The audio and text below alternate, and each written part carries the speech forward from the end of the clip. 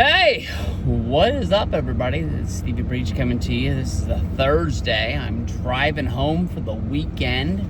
Actually, I only have one day off because I took Sunday off. I'm going to work on Saturday, so it's not really a weekend. It's just I got tomorrow off. But hey, it is what it is. And now, last night, if you weren't able to check in, head on over to Jeremy's channel, The Rock and Noel.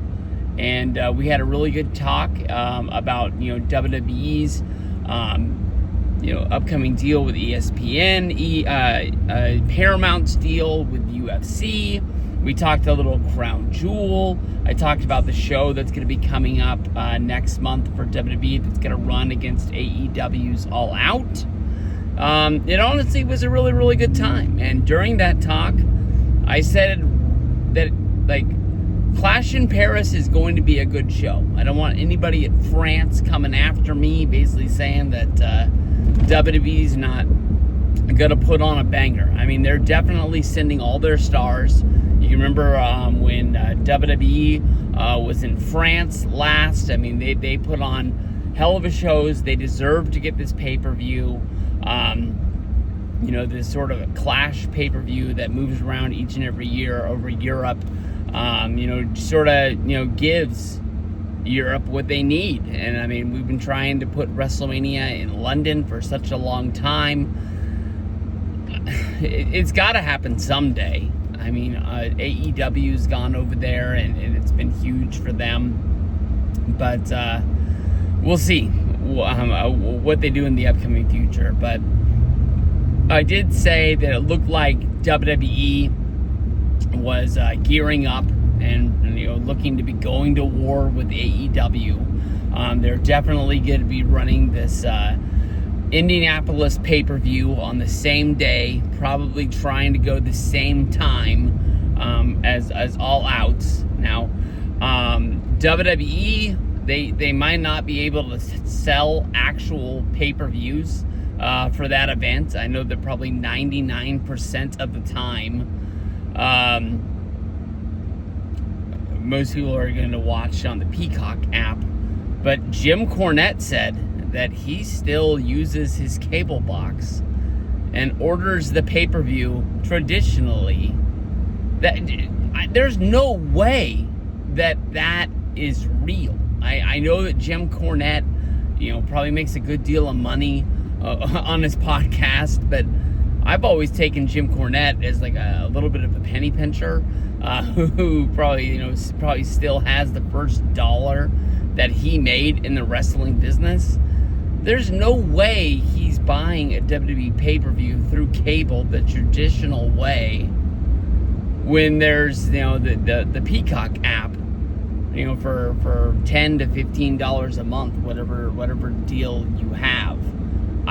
I don't get that at all. I don't know if that was his joke that he threw out there and it's just been kind of moved since then, but I don't know. But I mean, that's about the only thing, is that they maybe not be able to get on traditional pay-per-view like AEW's going to be doing, but we'll have to see, what comes down with that. But the biggest question is that they've released the Clash in Paris poster, and Roman Reigns' face is on it. The only problem with that is the last time we saw Roman Reigns, it was a rerun of WrestleMania 41's Monday Night Raw, where Roman got beat down by Rollins, Braun Breaker, and Bronson Reed with the shoe falla, and it looked like he was going to be exiting stage left and going off to spend time at home. He's going to be making that Street Fighter movie. I think people are writing him off to go make that Street Fighter movie, honestly, just a little bit. Because as much as they use him, they're going to use Cody. And people talk about Cody Rhodes he's non-stop going to be working wrestling as much as he can during that time. So I think we're just so used to Roman being dare we say it, a part-timer who's not around all the time, that we kind of give him the excuse of going home and doing it. I mean, I know me, every single time that CM Punk gets beat up, I say to myself, like, oh, he's finally, taking some time off. He's going to go home, recoup up, and come back. But, I mean, Punk really has been nothing but a full-timer since, he's came back from his injury. I don't know if he feels like he owes something for the time that he missed after he tore his tricep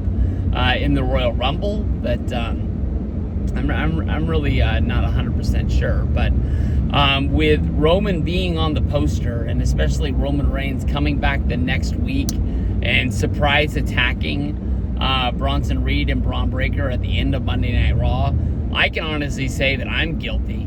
I had exited stage left when the executive producer, Paul Levesque, came up on the screen and walked out of the house to make my Raw review, and to come back in and see the video on Twitter and be like, screwed that one up.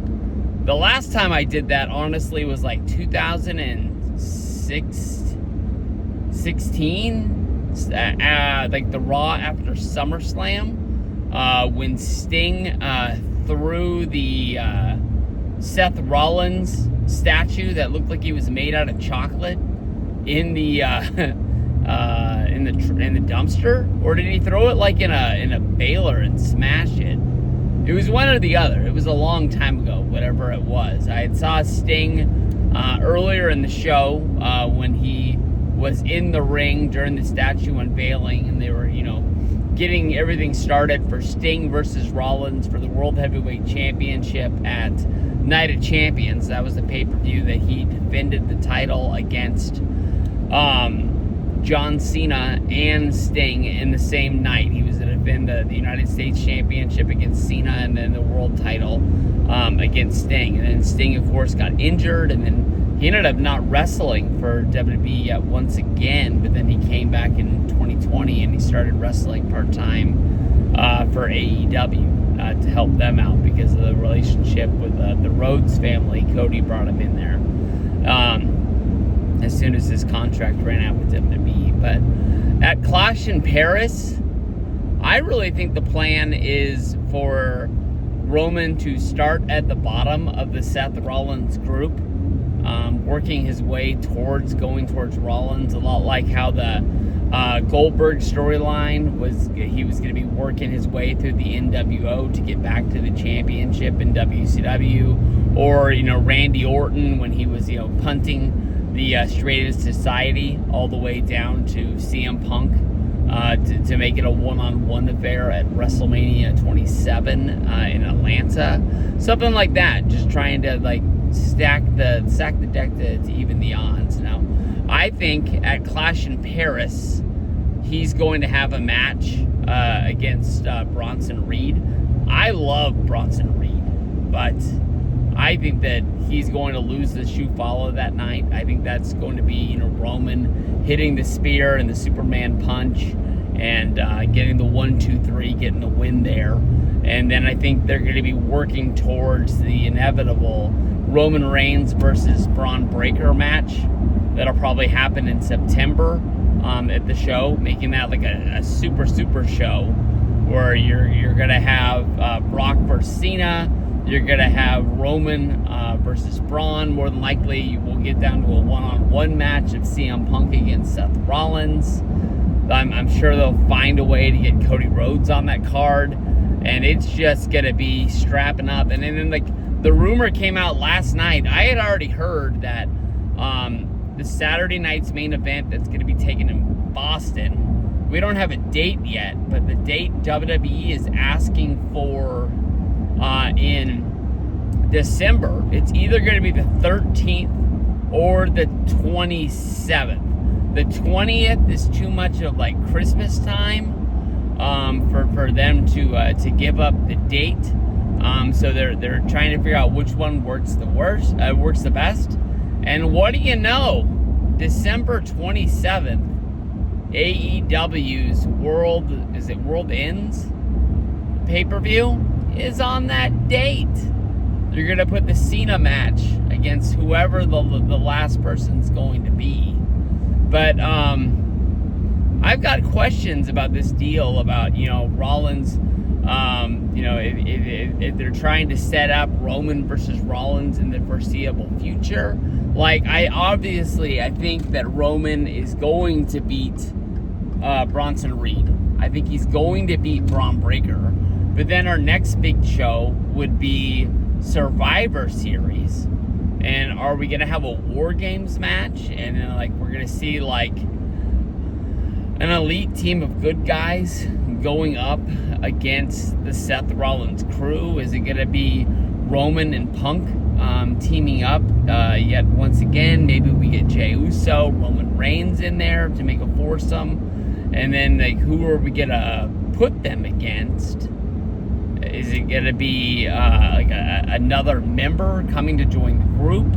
Because if you're going to put Brock on that team, I think you have a surprise on your hand. Is that the last time we saw Heyman and Brock, they weren't really on the same page, because Heyman was professing his love for the bloodline because the checks were coming from Roman Reigns' championship matches at that time. And I don't know how you patch up that relationship on air, at least, because the last time they had a match against each other, which was SummerSlam 2021, Roman versus Brock, I don't even think the storyline came to be that Brock was trying to get Heyman from Roman. I don't think it ever came up. It was just Heyman is with Roman now, and that's the way that it's going to be. There was never ever a conversation you sure you don't want to switch? Your guys about to take a loss here or something like that. But I don't know. That's kind of in my head what I'm working towards. I think we're gonna get Roman versus Bronson Reed. That's the match that I could see. I mean, they could throw a big swerve if Roman does want to take off, and Braun Breaker could beat Roman Reigns. He speared him in the Rumble, and then of course Roman got right up and threw he threw Braun right out of the ring. That sucked. But we'll see what's going down. It's gonna be. We're still in the summer. It's gonna be a good end of the summer going into fall for WWE. They're hot right now, but them saying they're gonna go to war with AEW. I mean, it's only going to be good for wrestling fans. The people that are complaining about, this, that, and the other, and they're crying about things, just watch the wrestling. Let the wrestling work for each other. If you want to watch both, that's awesome. You're going to win in this situation. You want to watch AEW? Good. You want to watch WWE? Good. Just watch it and have fun. Enjoy.